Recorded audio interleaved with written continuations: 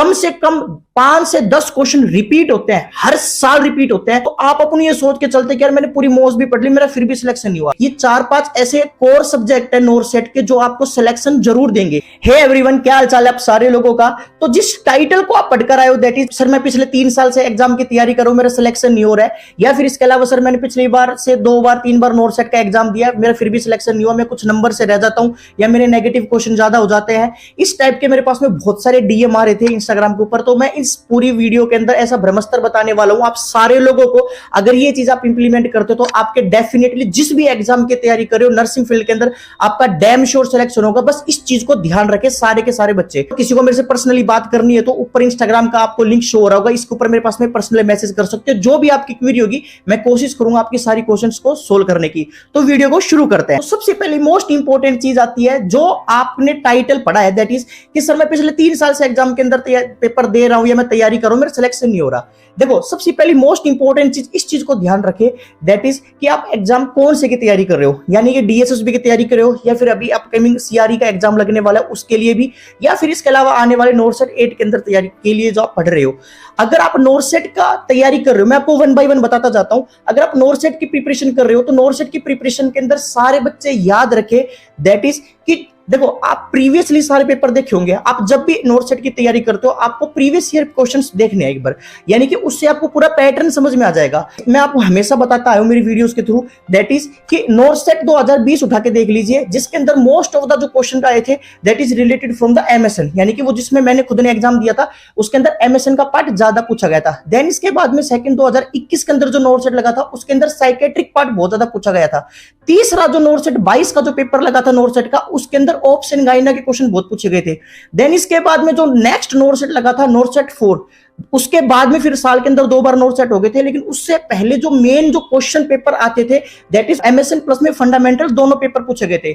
आप ये चीज को फोकस करते चलिए कि हमेशा एम्स हमेशा लास्ट ईयर अगर ओप्स एंजाइना ज्यादा पूछ लिए तो नेक्स्ट टाइम उसके ऊपर फोकस नहीं करता है। नेक्स्ट टाइम या तो एमएसएन आएगा या फिर पीडियाट्रिक आएगी या फिर इसके अलावा फंडामेंटल पेपर आएगा, फंडामेंटल सब्जेक्ट से क्वेश्चन आएंगे ज्यादा। और ये चीज सबसे मोस्ट इंपॉर्टेंट है, हर साल पैटर्न चेंज होता है, सेम पैटर्न कभी रिपीट नहीं हुआ है। अपन तैयारी करते हैं यार अब की बार इमेज बेस्ड क्वेश्चन ज्यादा पूछ लिए तो नेक्स्ट टाइम भी अपना सिलेक्शन अपन और ज्यादा इमेज बेस्ड पढ़कर जाते हैं, लेकिन फिर पैटर्न पूरा चेंज हो जाता है। ये चीज को ऊपर फोकस करें, दैट इज कि हमें ऑल अराउंड तैयारी करनी है, यानी कि हमें कोई भी सब्जेक्ट नहीं छोड़ने हैं। और मोस्ट इंपॉर्टेंट जो बच्चे नोरसेट की तैयारी कर रहे हैं उन्होंने फंडामेंटल, पीडियाट्रिक, ऑप्शन गाइना, एमएसएन ये और साइकेट्रिक, ये 4-5 ऐसे कोर सब्जेक्ट है नोरसेट के जो आपको सिलेक्शन जरूर देंगे।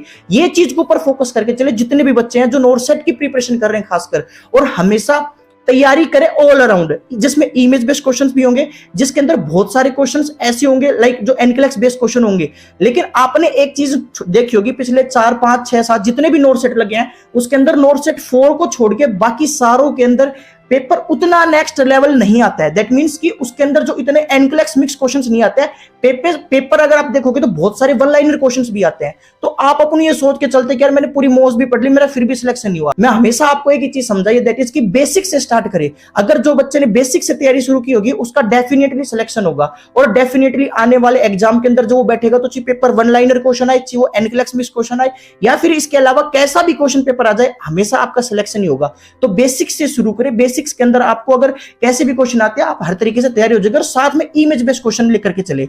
देन इसके बाद में नेक्स्ट जो पेपर अभी लगने वाला है दैट इज सीआरई की। अगर जिन बच्चों ने तैयारी करा है तो सीआरई के अंदर भी सेम चीज आपको रिपीट करनी है। अगर आपने जो बच्चा नोरसेट की तैयारी की है ना, और जिसका नोरसेट प्री भी क्लियर हो गया ना, तो चाहे वो डीएसएसबी का एग्जाम दे ले, चाहे वो ईएसआईसी का एग्जाम दे ले, या फिर कोई भी अदर नर्सिंग का एग्जाम दे ले, जीपीएमआर वगैरह, उसका डैम श्योर सिलेक्शन होगा। क्योंकि नोरसेट ही एक ऐसा पेपर है जो आपका लेवल उस स्टैंडर्ड से मेंटेन कर देगा कि जितने भी नर्सिंग के अंदर, नर्सिंग फील्ड के अंदर जितने भी एग्जाम होते हैं उनके अंदर आपका सिलेक्शन जरूर होगा। ये सबसे मोस्ट इंपॉर्टेंट चीज है, सारे बच्चे ध्यान दे करके चले। बाकी इसके अलावा अगर फिर भी किसी की तैयारी रुकी हुई है तो मेडिकल साइंस ने free mega test series start की हुई है 13 जनवरी से, और कंटिन्यू सुबह 9 बजे से लेकर अगले दिन सुबह 9 बजे तक चल रही है। अगर नहीं की है तो जरूर डाउनलोड कर लेना, प्ले स्टोर पे मेडिकल साइंस सर्च मार लेना, या मैं डिस्क्रिप्शन बॉक्स के अंदर लिंक डाल दूंगा, मैं टेलीग्राम का भी लिंक डाल दूंगा, उसके अंदर भी आप ज्वाइन हो सकते हो। 21,000 से ज्यादा बच्चों ने ज्वाइन किया हुआ है, फ्री ऑफ कॉस्ट है सब कुछ। डेली तैयारी करें, डेली आपका जो सिलेक्शन है एक स्टेप बढ़ाएंगे तो आने वाला जो अप्रैल, मार्च, अप्रैल के अंदर जो नोरसेट 8 लगने वाला है उसके अंदर आपका डैम श्योर सिलेक्शन होगा।